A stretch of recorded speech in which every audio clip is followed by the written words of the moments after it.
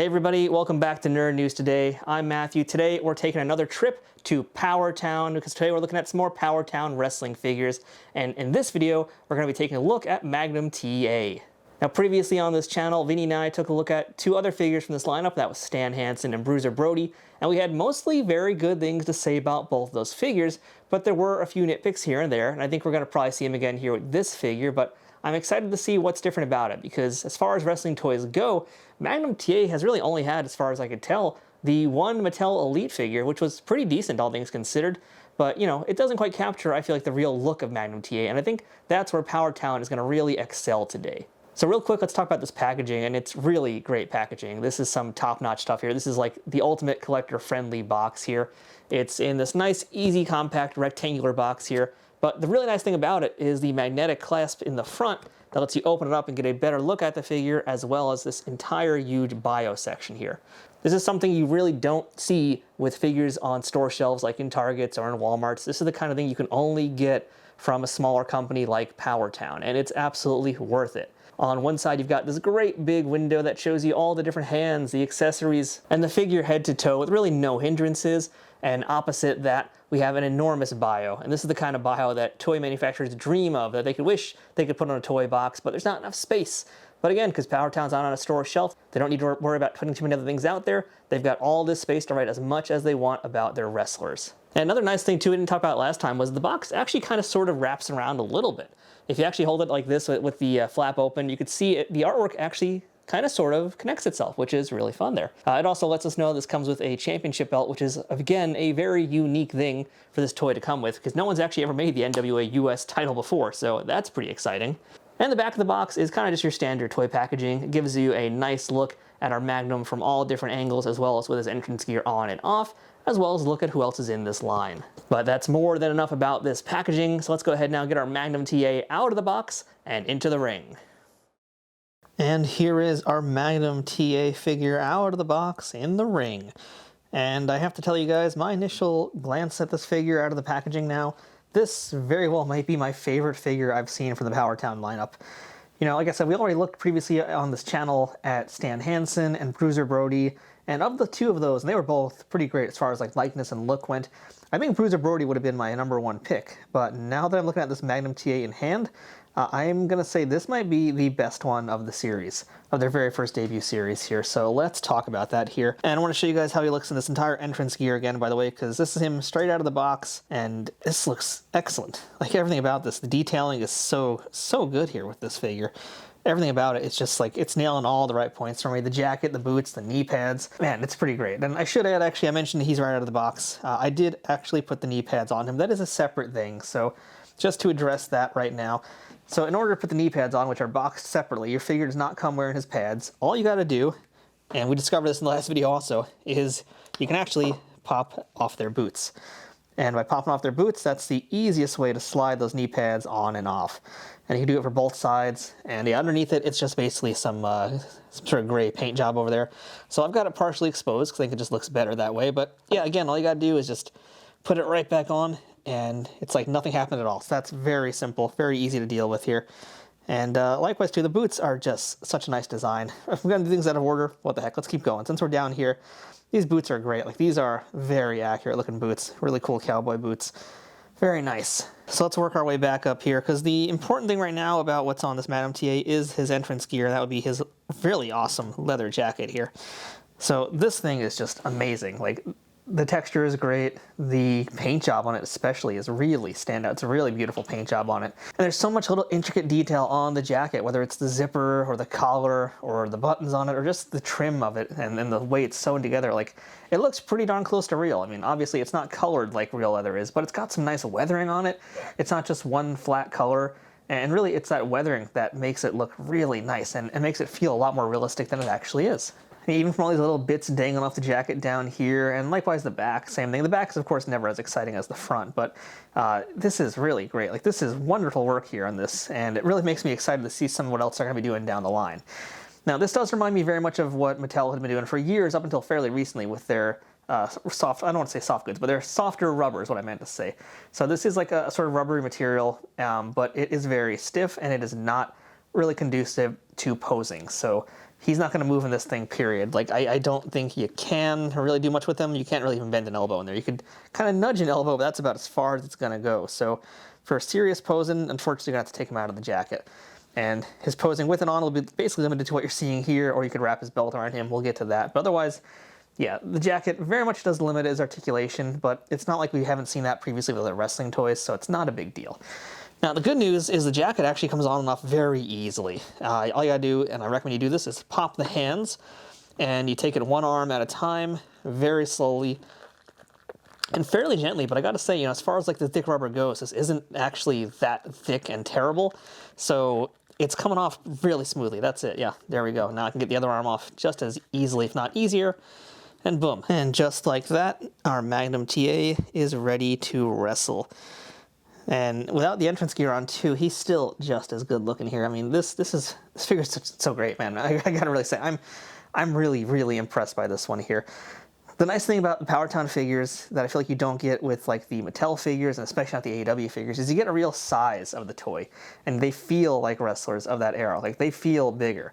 And we'll talk about that a little bit more when we do some comparisons here, but these are 7-inch scale figures, and they can pack a lot more meat into their frame. So they look bulkier, they look bigger, they look like classic style wrestlers. And that's really something we've never seen before with wrestling toys. So I'm very happy to see them looking as strong and as bulky as they are. That's what I really have wanted with this line. I'm happy they pulled it off. Now let's spend some time talking about likeness here. Does this look like Magnum TA? Does it look like Magnum Terry Allen? And I think it totally does. As far as the sculpts go, in fact, I'd say this is the strongest we've seen of the bunch. And Hanson and Bruiser Brody were really good. And I gotta tell you, spoiler alert, Kerry Von Erich is also very good, but I think Magnum TA looks the best of all the 4 that I bought. The mustache is perfect, the hair is great. I mean, that hair is really kind of like, I think what really nails it for me, honestly. As much as the front of the face is important too, the hair is so good. They did such a good job with the sculpting of their hair. I said that with the Bruiser Brody and the Hanson as well, but man, this one here, just every angle from it, like, this looks just so accurate, it's so good. Really job well done with that. But yeah, as far as the actual facial features go of this Magnum TA here, just excellent all around. From the mustache to the hair, as you already saw, to the eyebrows, the eyes, the chin, the nose, like every side, no matter what side you turn this figure to, it looks great. Like, I'm trying to think if there's any other words I can say beyond that, but it's like stupendous, and frankly, it's near perfect, I would say. This looks just like you pulled him straight out of the ring. Really, it really does. Like, they did an amazing job. It's a marvelous version of Magnum TA, far superior to what Mattel did. And what Mattel did wasn't bad either, but this is just so good. Like, they really nailed this one completely, top to bottom. And like I already said too, the body is excellent here, and articulation we'll get into in a moment here, but as far as the look, the size, the muscles, I mean, he's definitely got it. One cool thing about this figure, which we hadn't seen with I don't think as much with the Brody, and definitely not with Stan Hansen, is that Magnum TA has some chest hair. And not only does he have chest hair, he also has hair on his forearms there, which, again, that's kind of something we didn't see with the other figures previously, and I don't think Mattel's really done a lot of that either. So why does that interest me so much?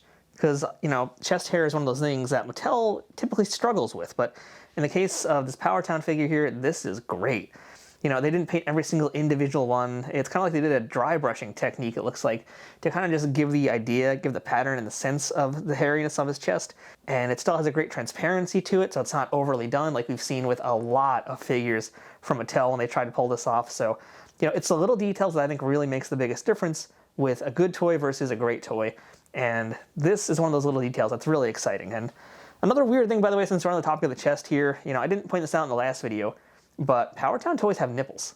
And I know that's a weird thing to say, but it's true. And for the most part, wrestling toys don't have nipples, but these toys do. They have the slightest sense of a nipple in there. You can kind of see it over here, and you can see the other one over here. They're not like they're painted pink or anything like that. There's no like real seriously sculpted in detail of them, but there's the notion of that they're there. And it does, you can see it. It's apparent. And it's kind of a big deal because I don't think any wrestling toys past or present are doing that. So again, that's an interesting choice, but a welcome one, because it's not the most important thing, but it does make a difference in making it feel more realistic. And frankly, it does kind of separate them because no one else is doing it. So it's kind of a cool, albeit weird little detail that they've included. Now, as far as articulation goes, it's not great. It's, around the same, I'd say on par with like Super 7, maybe a little bit better just because they move a little bit easier. But yeah, articulation, you've got a ball-jointed head, which can move in all the directions, which is great. It also has a hinge to let you move it forward and back. So that kind of helps with posing, and that's also good for when you're moving the jacket around. He's got some ball-jointed shoulders in both arms. You can see that right there. He also has a bicep swivel and a single joint elbow. The single joint elbow is fairly limited in how it can move. It's basically about that much is the maximum, and that much is the maximum for it being extended. So not a great range of motion here. Now the wrists are where it really kind of frankly sucks. This is one of the real weak points of these figures here. The wrists are awful, and I'll pull the hand off just to show you a little bit better, but you guys can hopefully see there that the wrist joint is this like hideous little thing over here. It only goes in one direction, and that makes posing it kind of difficult at times. I mean, yeah, you can move the hand to get some poses, but as far as like articulation, you see what I mean? That doesn't look good. You know, that's about it. Like you can do this, and you can do this, and again, you can rotate it, whatever, but for the most part, it's very limiting, and I don't like it. That's definitely one of the downsides of this figure. Now, the torso moves in the chest area. It's got a little bit of wiggle. The waist does move, but this one's a little stiffer than the previous figures we saw. It does move, just very, very stiffly. And as far as the legs go, actually also very good. That's actually really great. Like, wow, Magnum TA is just straight up doing a split right now, you guys. That's some flexibility right there. But beyond the splits, he also does have a single joint knee, which even with the knee pads on, it's not too bad. Yeah, you can actually bend it. But again, not great range of motion. PowerTown's made it pretty apparent early on that like their goal is mostly to have the figure standing up straight, not really posing, not really having dynamic range. So yeah, if you're looking for anything like an Elite or a Supreme Edition or an Ultimate Edition, you're not going to get that with these toys here. And the ankles, likewise, they can also do a little bit of movement. The boots also move. So, you know, articulation's not perfect, it's not amazing, but it's good enough. It definitely gets the job done. And frankly, as long as he's standing, that's kind of what matters the most to me. And Hansen last time had some problems standing over, so did Bruiser Brody, but Magnum TA is like the most well-balanced figure with jacket and without that I've seen from this line so far. Now let's talk accessories here. You guys already saw the entrance jacket, which I think is amazing. Definitely my favorite of the entrance gear for all the figures in Wave 1. But in addition to that, he also has 2 additional hands. We're going to go ahead and pop those on right now, and they come on and off very easily. I mean, again, sometimes too easily. Sometimes it's to their detriment that these things pop in and out so easily because it's a very, very small peg, and they go flying off. Oh, just realized they're actually the exact same hand. So, all right, well, this will make things a little bit easier. So, alternate hand number 1 is a pointer finger, which will be great for using his next accessory with. And the other hand is more of a closed fist that you can do some punching. So now you got some punching action there. And that looks pretty solid as well. You know, good choices here. Nice stuff. It looks like a good stiff punch you can give a dude, so that's good. But I actually do want to switch over to the other pointer finger for this next and last accessory. And yeah, I'm not going to really count the knee pads as an accessory, but they are one. They are packed separately, but to me, that's part of the outfit, so I'm not going to really classify that separately. But the accessory that most attracted me to buying this figure is what we're going to look at right now, and that's this championship belt here. This is the NWA US Heavyweight Championship. This is a belt that Magnum really made famous. I feel like there's a lot of magazine covers from the era that he was wrestling in, and you know, it looks pretty great. So I'm going to go into the detail of the medallions in a minute, but I want to show you guys how the straps work. It's very different from a Mattel belt or an AEW belt in that it's much longer. And you guys can see here, the straps are different the way it connects, and it's very flexible, can fit some large figures. You know, as we saw previously with Hansen and Brody, again, they were very large. Like, they had large waists, and so the straps were equally enormous. Magnum TA looks like his is a little bit smaller, but still pretty big. And, you know, it still fits fairly nicely, though, so that should be good. And the detail is just outrageous. So, yeah, I do want to actually just put it on his waist right now just to show you how that goes on, and it should go on pretty easily. So we'll just wrap it across his waist and snap into it, just like a Slim Jim. And there's our Magnum TA with his belt on. Let's get a better look and more detailed close-up of the belt itself, because that really is some gorgeous design work here. You know, I think they did an equally good job as Mattel has done, maybe surpassed them in some ways. There's a lot of similarities as far as like the gold that they're using and the paint, but you know, I'll say this, the details are great. And I think another thing that sets them apart is the fact that they're doing smaller runs, so they could spend more time getting more details on the medallions. Like, you can see the paint work on there is exceptional. It's very well crafted, very well painted, very clean paint job as well. That's kind of the key here, is it's such a clean paint job. There's no slop, no excess, no missing spots. Like, these belts are what makes the figure. And man, it's really excellent, you guys.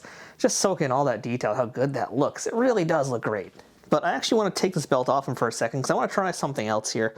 And it's a belt we've actually talked about on this channel in the past, but I've never actually shown this one off. So in the past, I've talked about a company called Forbidden Figurines, and they make 3D printed championship belts for wrestling toys. I want to try one on right now and see how it looks, because I've talked about these belts in the past and how they're a little big, frankly, for a lot of other Mattel figures. That's true. The designer has admitted that she makes them a little extra big just to get more detail onto it. But the good news is, because these PowerTown figures are a little bit bigger, they're actually a perfect fit. And this right here is the Forbidden Figurines 15 pounds of gold. That right there is the belt that Magnum TA should have won in his career, but unfortunately was not able to. But now you could have him wear it, and this is the way to do it. So definitely keep your eye on Forbidden Figurines, or I believe she's now running under a different name. So yeah, you guys can easily find her though on social media, and you definitely want to follow her there so you can pick up any of her new belts, and really pick up this if she ever does another run of it, because this, especially a Magnum TA, I mean, this is like the perfect way to display him, I think.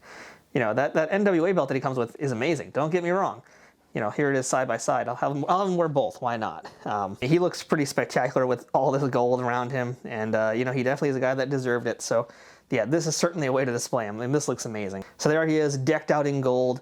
Man, what a spectacular looking figure. Now, I do want to do some size comparisons here, and I'm going to bring in a Mattel Elite Goldberg, just because, why not?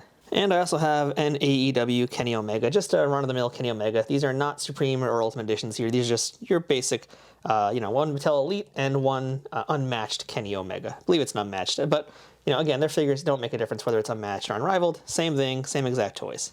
And side by side is important because, you know, the thing that PowerTown was claiming was that their figures were going to be in scale with everybody. And for the most part, they are. But the back of the box, in fact, actually tells you a little hint about these figures here. And that's that, yeah, they're more or less in the scale, but PowerTown are a little bit bigger intentionally. They are officially in the 7-inch scale, whereas, you know, the AEW figures and the Mattel figures, they're more like 6 to 6.5 inches. So there actually is a slight difference in their scale. It is the slightest difference, and it shouldn't really make that much of a difference to you guys, but it kind of does look a little bit noticeable. Now, less so with Magnum TA than I did, I think, with Bruiser Brody and Stan Hansen, but yeah, there is the slightest of difference in the scale, but it's not really affecting things here, and I still think he looks pretty great next to them. And it's cool seeing this like old school type of body also among these guys, so definitely going to add some spice to your collection. And by the way, if you're wondering how these PowerTown belts fit on other figures, not so great. And this kind of comes back to the figure sizes and everything. So this belt, you can already see it's enormous. The straps are huge. Yeah, it's just not going to work on this Eddie Guerrero.